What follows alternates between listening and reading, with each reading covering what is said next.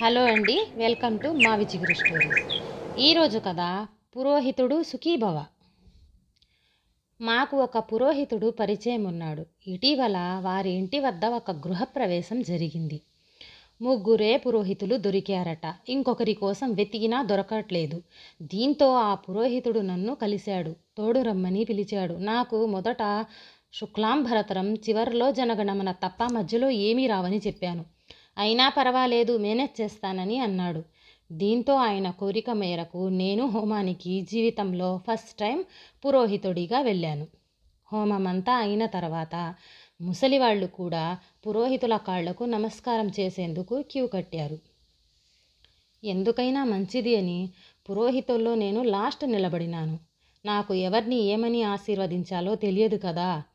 అందులో సరిగా వాళ్లను చూసేందుకు కూడా అవకాశం లేదు. నాకు ఆలోచించుకోవటానికి సమయం కూడా ఇవ్వలేదు. దీంతో